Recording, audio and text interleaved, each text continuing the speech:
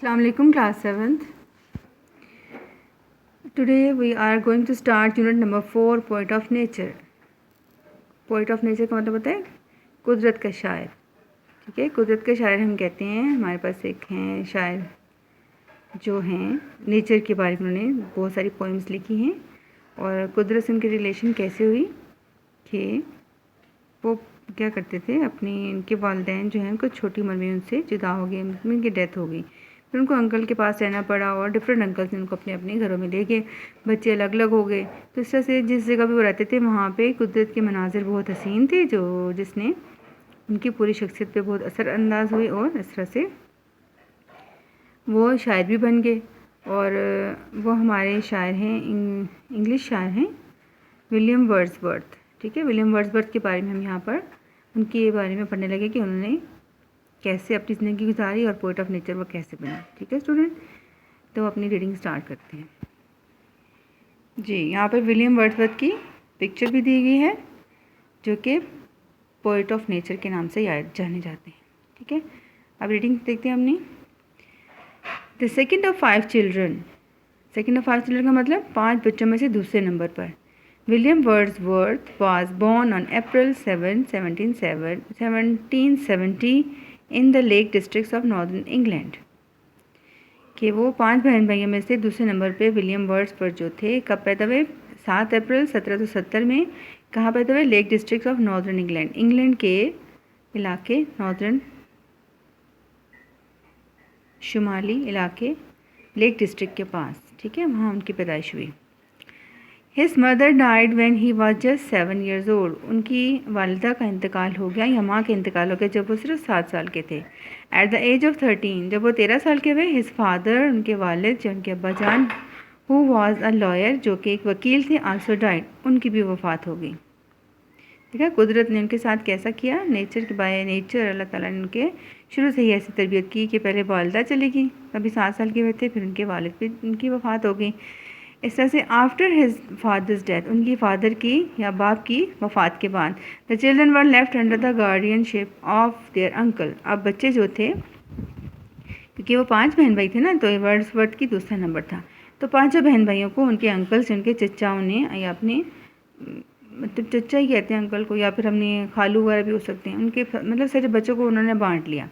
ठीक है, जब वालिदैन नहीं रहते तो बच्चों के साथ ऐसे ही होते हैं, उनको डिफरेंट जगहों पे रहना पड़ता है. तो अल्लाह ताला सबके वालिदैन को हयात रखे और ज़िंदगी दे ताकि अपने बच्चों की वो खुद ही परवरिश करें. लेकिन जब बच्चे ऐसे ऐसे हालात में रहते हैं तो फिर उनके नेचर भी डिफरेंट हो जाती है और डिफरेंट उनकी शख्सियत का जो है उसके ऊपर असर पड़ता है. He was sent to a grammar school in Hawkshead, a village in his district. अच्छा, जहाँ जिस तहसील में वो रहते थे, उनके गाँव में जो तहसील थी हॉकशीट में, वहाँ पर उनको ग्रामर स्कूल में मतलब दाखिल करा दिया गया, सेंट टू भेज दिया गया. The boyhood pleasures and outdoor memories in the natural scenery nurture him, love him in him. अच्छा जी, बॉयहुड क्या होता है, लड़कपन की जो खुशियाँ होती हैं, या फिर आउटडोर मेमोरीज़, घर से बाहर रहना और खुशियाँ अपने दिमाग के अंदर जो उनकी याददाश्त थी, उन्होंने उसके अंदर क्या किया, और जो जो नेचुरल सीनरी थी उनके इलाके की, उस तमाम ने उनके अंदर नर्चर किया, परवरिश थी. किसके मोहब्बत को, कि नेचर सीनरी की मोहब्बत उनके अंदर परवरिश पाने लगी. क्योंकि वो जब लड़कपन के ज़माने में थे तो उनको जो दिमाग में याददाश्त जमा होती गई वो नेचुरल सीनरी के साथ उनके प्यार में इजाफा करती गई. Aldous many aspects of his boyhood were positive. अगरचे उसकी तमाम बॉयहुड या लड़कपन के जो तमाम जो उसके वजूहात थी, असबाब थे, वो सब के सब मस्बत थे, कोई उसमें गलत चीज़ नहीं थी. ही recalled bouts of loneliness and anxiety. लेकिन फिर भी वो याद करते थे अपनी किस बात को, अपनी तन्हाई को और इज़्तिराब को, जो वो अकेले रहने की वजह से, बहन भाइयों से दूर रहने की वजह से फील करते थे. It took him many years and much writing to recover from the death of his parents and his separation from his sibling. अच्छा, इन तमाम वजूहात की वजह से उसको क्या हुआ, कुदरत से प्यार हो गया, अपनी छोटी छोटी वो जो याददाश्तें थीं उनको इकट्ठे करते चले गए और बहुत से उनके साल लग गए रिकवर करने में कि वो अपने वालिदैन की जो डेथ थी, दोनों वालिदैन उनको छोड़ के फोत हो गए, और अपने बहन भाइयों से दूरी का जो सबब था वो उनकी एंग्जाइटी और लोनलीनेस के अंदर कन्वर्ट हो गई. अक्सर औकात वो उसका मुकाबला भी अपनी शायरी में हमें दिखाते हैं.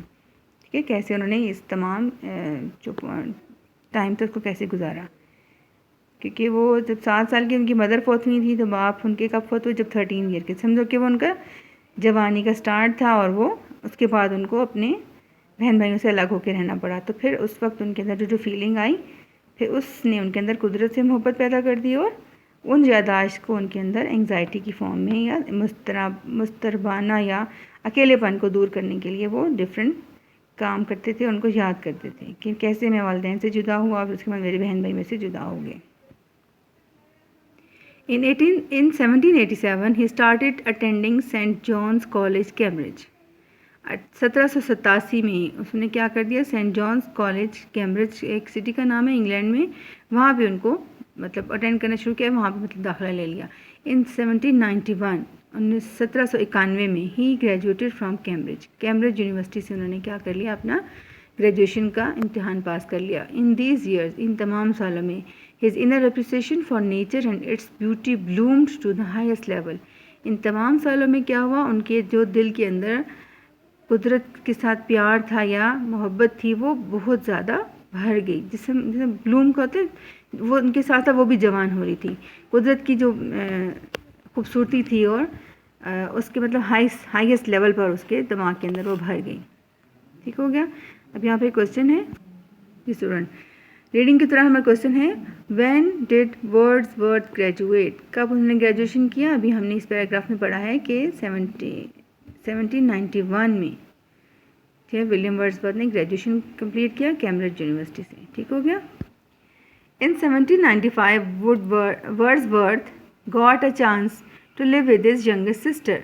1795 में, 91 के बाद 95 में उनको अपनी छोटी सिस्टर या सबसे छोटी बहन के साथ रहने का मौका मिला, डोरोथी, जिसका नाम था Dorothy. He also met saint Coleridge the same year and soon they become great friend. और उसी साल में डोरोथी से जब साथ रहे तो उसी साल में उनको एक सेंट कॉलरिज जो है वो उनको मिली, जिसके साथ उनके बहुत अच्छी दोस्ती हो गई।